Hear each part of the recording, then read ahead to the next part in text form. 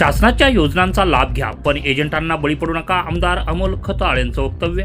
बांधकाम कामगारांना आमदार अमोल खताळ यांच्या हस्ते साहित्याचं वाटप करण्यात आलंय। केंद्र आणि राज्य सरकारच्या अनेक कल्याणकारी योजना आहेत। या सर्व योजनांवर सर्वसामान्य जनतेचा हक्क आहे। योजनांचा लाभ घेण्यासाठी कोणालाही पैसे देण्याची गरज नाही। कोणत्याही एजंटच्या माध्यमातून काम करू नका। कुणी तुमच्याकडे पैसे मागत असेल तर थेट माझ्याशी संपर्क साधा। संबंधितावर कडक कारवाई करण्यात येईल असा सज्जड इशारा आमदार अमोल खताळ यांनी दिला आहे। शहरातील मातोश्री लॉन्स येथे बांधकाम कामगारांना आमदार खताळ यांच्या हस्ते साहित्याचं वाटप करण्यात आलं। त्यावेळी बांधकाम कामगारांना मार्गदर्शन करताना ते बोलत होते। धरायचं, मग त्यांनी तुम्हाला तिथपर्यंत न्यायचं, मग त्याच दिवशी सांगायचं का मतदान कोणाला करायचं। तर इथं बसलेल्यांमध्ये कुणी सांगायचं का तुम्हाला योजनेचा लाभ देताना आम्ही सांगितलं का कमळला मतदान करा का धनुष्याला मतदान करा का घड्याळाला करा। आमची ती संस्कृती नाही। आम्ही काम करतो आणि काम केल्यानंतर लोकांच्या मनामध्ये, लोकांच्या हृदयामध्ये आमचं स्थान निर्माण करतो आणि तो विश्वास लोकांना देतो का या विश्वासावरती आम्ही ठाम राहतो का येणाऱ्या कालावधीमध्ये तुमच्या घरातील तुमच्या प्रत्येकाची जबाबदारी ही आपल्या केंद्र सरकारचे मोदी साहेबांच्या नेतृत्वाखाली काम करतंय, राज्य सरकारचे काम करतायत। तर ही नेतृत्व, ही जबाबदारी ही आम्ही घेतलेली आहे। लहान मुलगा जन्माला यायच्या आधीपासून, गरोदर मातेपासून तर शेवटच्या कालावधीपर्यंत आपल्या सरकारकडून त्या कुटुंबाला सन्मान देण्याचं काम केलं जातं। आज बघा, नुसतं घरेलू बांधकाम कामगारांमध्येच नाही तर घरेलू महिलांचा सुद्धा विषय आहे। मी वारंवार सांगतो, प्रत्येक कार्यक्रमात सांगतो का कोणालाही पैसे देऊ नका। हा तुमचा अधिकार आहे, तुमचा हक्क आहे आणि तो पूर्ण करण्याचं काम हे आमच्या जनसंपर्क कार्यालयाच्या माध्यमातून होतंय।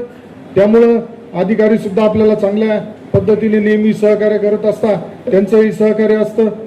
आज या बांधकाम कामगारांच्या माध्यमातून भांडी वाटपाचा कार्यक्रम होतोय। यामध्ये सांगायला मला आनंद होईल का आपल्या संगमनेर सारख्या ठिकाणी नोंदणीकृत बांधकाम कामगारांची संख्या ही 24,126 आहे। जर 24,000 लोकांना आपलं महायुतीचं सरकार, मोदी साहेबांचं सरकार, फडणवीस साहेबांचं सरकार, शिंदे साहेबांचं सरकार जर प्रत्येक गोष्टीचा लाभ देतंय तर तुमची सुद्धा जबाबदारी आहे का या सरकारच्या पाठीशी आपण ठामपणे उभं राहिलं पाहिजे। या सरकारच्या प्रतिनिधींच्या पाठीशी आपण ठाम उभं राहिलं पाहिजे। कारण लक्षात घ्या, गल्लीपासून दिल्लीपर्यंत आता फक्त मोदी साहेब आहे, महायुतीचं सरकार आहे। आणि यापूर्वीच्या कालावधीत आता याच्यामध्ये बरेचसे वयस्कर लोक दिसत आहेत ज्यांनी आज वयाची 50 पूर्ण झालेत।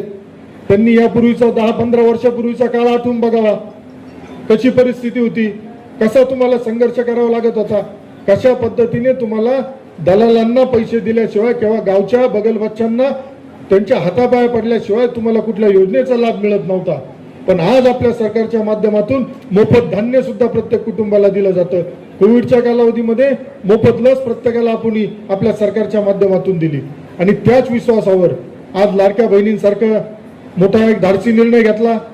त्यामध्ये संगमनेरचे यापूर्वीचे जे कोणी होते त्यांच्या पक्षांनी लाडकी बहीण योजना बंद करावं म्हणून कोर्टापर्यंत गेले, परंतु आमच्या लाडक्या बहिणींचा आशीर्वाद आमच्या सरकारच्या पाठीशी एवढा ठाम होता का ती लाडकी बहीण योजना बंद झाली नाही, परंतु यांची राजकीय दुकानदारी या मायबाप जनतेने बंद करून टाकली। त्यामुळे जनतेला तुम्ही गृहीत धरू नका। जनतेला आजही भूलथापांना फोन करून सांगतील। आता बरेच जण मागच्या वेळेस कार्यक्रम झाल्यानंतर मला जाणवलं काय प्रत्येकाचे नंबर मिळता, फोन केल्या गेले आणि त्यांना सांगितलं गेलं का ते आमच्या साहेबांमुळे मिळाले। आता तुमच्या साहेबांमुळे काय काय मिळाले या तालुक्याला हे सगळ्यांना माहिती। तुमच्या साहेबांनी फक्त दलाल पोचले आणि त्या दलालांकडून 1,000, 2,000 रुपये त्यांनी आमच्या गोरगरीब जनतेकडून वसूल केले। त्यामुळे आजही तुम्हाला कार्यक्रम संपल्यानंतर किंवा उद्या फोन येतील का आमच्या साहेबांनी सांगितलं म्हणून तुम्हाला भांडे मिळाले। इथं कोणत्या साहेबाचा वशिला लागत नाही, इथं कोणत्या साहेबाची सांगायची गरज नाही। पण जर चुकून तिकडचा हस्तक्षेप होत असेल आणि तिकडचे जर अजून सांगत असेल तर एवढी जबाबदारीने सांगतो का त्या याद्या निश्चित कुठेतरी बोगस असतील, बनावट असतील, म्हणून त्या आम्हाला रद्द कराव्या लागतील। हे बी आपल्याला या निमित्ताने जबाबदारीने सांगतो। त्यामुळे तुम्ही समजून घ्यायचंय, काम करणाऱ्याच्या पाठीशी, निस्वार्थी काम करणाऱ्याच्या पाठीशी उभं राहायचं का फक्त स्वार्थासाठी स्वतःची उळी वाजण्यासाठी लुडबुड करणाऱ्यांच्या ऐकून तुम्ही काम करायचं? आज आपल्याकडं 24,000 जणांना एकूण लाभार्थ्याची संख्या आहे. शिष्यवृत्तीच्या माध्यमातून योजनेच्या माध्यमातून 6,877 जणांना मंजूर होऊन 7,60,19,800 रुपये सुद्धा आपण या संगमनेर तालुक्यातील माझ्या या कामगार बंधूंच्या घरापर्यंत पोहोचवण्याचं काम आपल्या माध्यमातून झालंय. सुरक्षा संच, अत्यावश्यक संच 15,000 नोंदणीकृत आहेत, त्यांना सुद्धा ते वाटप करण्यात आलंय. 13,000 गृहोपयोगी वस्तूसाठी संच नोंदणी करण्यात आली. शिष्यवृत्तीच्या असेल 6,734 जणांना लाभ मिळालाय. आरोग्यविषयक 21 जणांना मिळाला. हे प्रमाण कमी आहे आरोग्याचं, परंतु आरोग्याच्या बाबतीत मी सांगेल आपल्याला का कामगारांसाठीचं जे गेले कित्येक वर्ष या संगमनेरमध्ये रुग्णालय नव्हतं, तर त्याला मंजुरी सुद्धा आपल्या कार्यकाळामध्ये मिळालेली आहे. आणि लवकरच कामगारांसाठीचा जो दवाखाना आहे तो सुद्धा तुम्हाला ना नाशिकला जायची गरज आहे ना नगरला जायची गरज आहे, त्याची सुद्धा तुमची तपासणी संगमनेरातच केली जाईल. आणि त्या उपर जर त्या दवाखान्यामध्ये आपल्याला काही उपचाराची गरज पडली, ऑपरेशनची गरज पडली, तर त्यासाठीचं सुद्धा जे हॉस्पिटल पाहिजे ते हॉस्पिटल सुद्धा संगमनेरातच तुम्हाला उपलब्ध करून देण्याचं काम आपल्या सरकारच्या माध्यमातून होणार आहे. त्यामुळं कुठल्या बाबतीत असं राहिलं नाही का जिथं तुम्ही आम्ही कमी पडतोय. पण मी आता हे आकडेवारी पाहताना मला एक जाणवलं, जरी आज प्रत्येकाच्या हातात घरात मोबाईल असला, मुलांना सगळं समजत असलं, तरी आता इथं मला जाणवलेली एक समस्या अशी का MSCITचा फक्त 30 जणांनी याचा लाभ घेतला आहे. तर माझी आपल्याला आव्हान राहील का आपल्या घरातील 10वी 11वी 12वी पास झालेली मुलगी असेल, मुलगा असेल, तर त्यांना MSCIT साठी हे करा. कारण येणाऱ्या पुढील कालावधीमध्ये आता सुद्धा सरकारी नोकरी जिथं असते, सरकारी नोकरी करण्यासाठी आपल्याला त्या MSCIT प्रमाणपत्राची गरज पडते. मग नोकरीला फॉर्म भरल्यानंतर कुणीतरी सांगतं, मग त्यावेळेस आपण धावपळ करणार. त्यापेक्षा आज आपल्या या योजनेमध्ये तो सुद्धा लाभ आहे, तर त्याचा सुद्धा तुम्ही सगळ्यांनी निश्चित लाभ घेतला पाहिजे असं मला या निमित्ताने वाटतं. खूप काही आपल्याला करायचं आहे, खूप काही आपण करत आहे. येणाऱ्या पुढील कालावधीमध्ये आता भांडी वाटप झाल्यावर परत आपल्याला जे संच आहेत, सुरक्षा संच, तर त्याची सुद्धा परत आपल्याला नोंदणी करायची. म्हणजे आम्ही तुम्हाला सोडणार नाही.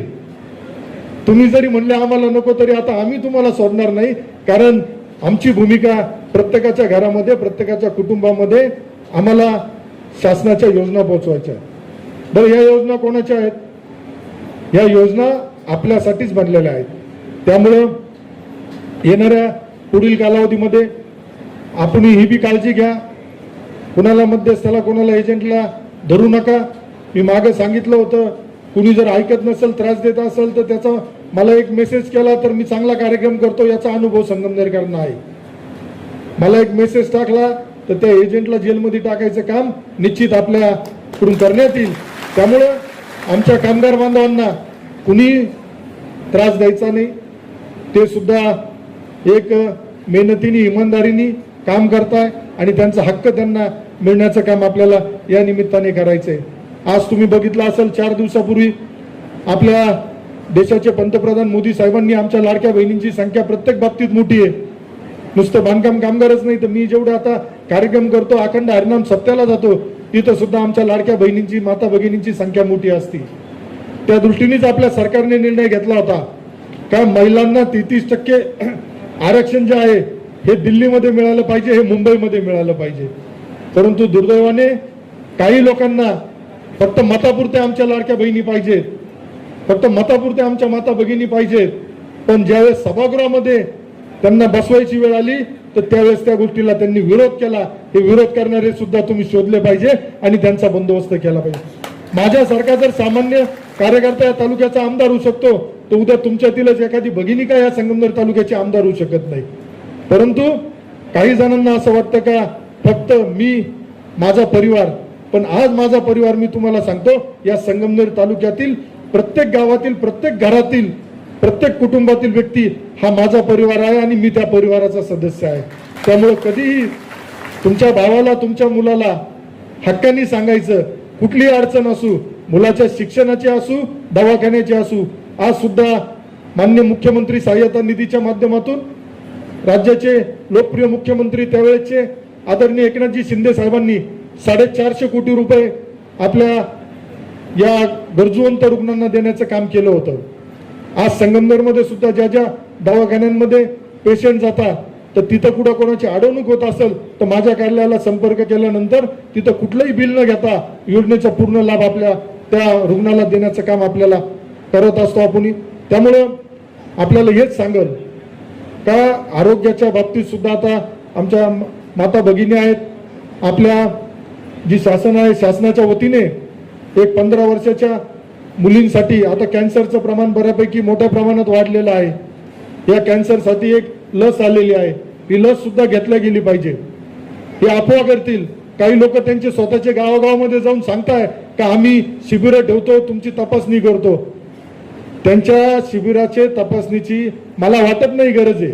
कारण आज आपल्या सरकारने 2500 असे आजार आहेत का जे कोणाला माहीत नाही, परंतु सामान्य माणसाला कधीतरी काम करताना कुठल्या तरी गोष्टी कुटुंबाची जबाबदारी घेताना होत असतात, तर त्याचे सुद्धा पूर्ण मोफत उपचार करण्याचं काम आपल्या महायुती सरकारच्या माध्यमातून होत असतं. त्यामुळे माझी विनंती राहील, शासनाची जी आता व्हॅक्सिनची योजना आली आहे तर आमच्या माता भगिनींनी आपल्या घरातील लहान मुलींना ती व्हॅक्सिन देण्यासाठी पुढाकार घ्यावा. ती व्हॅक्सिन दिल्यानंतर निश्चित त्याच्यावरती पूर्णतः सरकारच्या वतीने दिल्या जाते. त्यामुळे सरकार जनतेच्या आरोग्याशी नाही खेळत, सरकार जनतेच्या आरोग्याची काळजी घेतं. हे काम आम्ही करत असतो. त्यामुळे या पुढील कालावधीमध्ये सुद्धा बांधकाम कामगारांचे असेच मोठे कार्यक्रम होत राहतील. बांधकाम कामगारांना योजनेचा लाभ दिला जाईल. थोडं पुढे मागं होतं, कधी कधी आता उन्हाची तीव्रता वाढलेली आहे त्यामुळं परत पुढचा लॉट येणार आहे. कधी भांडे यायला उशीर होतो, कधी आपल्या सर्वांपर्यंत निरोप द्यायला उशीर होतो. त्यामुळं परंतु या योजनेपासून कोणीच वंचित राहणार नाही. ज्यांना नवीन बांधकाम कामगारांची सुद्धा नोंदणी करायची असेल त्यांनी आपल्या कार्यालयाशी संपर्क करावा आणि त्या योजनेचा लाभ घ्यावा, असं या निमित्ताने मी आपल्या सर्वांना आवाहन करतो. येणाऱ्या आता 2-3 दिवसानंतर आपल्या जलसंपदा विभागाच्या वतीने संगमनेर येथे एक ज्या पद्धतीने आता तुम्ही बरेचसे लोक बघितलं असेल नर्मदा परिक्रमा करत असता, तर नर्मदा परिक्रमा ही होत होती, पण जलसंपदा विभागाच्या वतीने आदरणीय विखे पाटील साहेबांच्या नेतृत्वाखाली गोदा ते नर्मदा जलजागृती यात्रा निघालेली आहे आणि ही यात्रा 25 एप्रिल 2026 रोजी संगमनेर शहरात येणार आहे. त्यानिमित्ताने माझं आपल्या सर्वांना आव्हान राहील, ज्यांना ज्यांना शक्य आहे त्यांनी त्या यात्रेला उपस्थित राहावं आणि एक वेगळा अनुभव गोदा व नर्मदा जलजागृती यात्रेचा घ्यावा, असं आपल्या सर्वांना आवाहन करतो.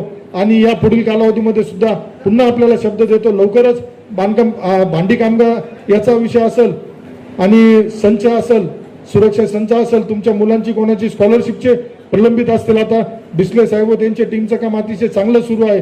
त्यामुळे आता प्रलंबित होण्याचं प्रमाण सुरुवातीला जास्त होतं, ते प्रलंबित प्रकरण मंजूर होत नव्हते, परंतु आता मला सांगायला आनंद होईल का यापुढे कुठलीही जास्त काल प्रलंबित राहणार नाही, याची काळजी अधिकारी घेतील, आम्ही घेऊ आणि असेच कार्यक्रम आपण करत राहू. फक्त तुम्ही पुन्हा आपल्याला आव्हान करील का जो देतंय, जे सरकार देतंय त्या सरकारच्या पाठीशी, त्या सरकारच्या प्रतिनिधींच्या पाठीशी ठाम उभे राहण्याची जबाबदारी घ्यावी. धन्यवाद. जय हिंद, जय महाराष्ट्र, जय श्रीराम.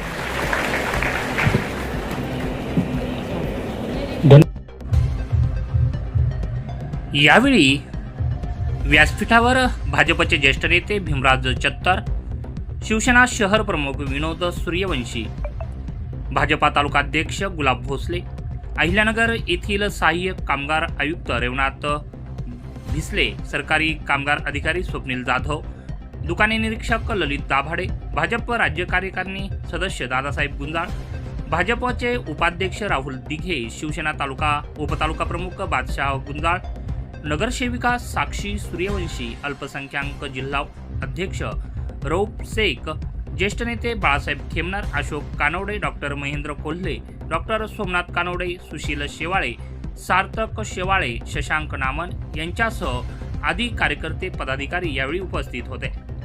राजसत्ता न्यूज ब्युरो, संगमनेर.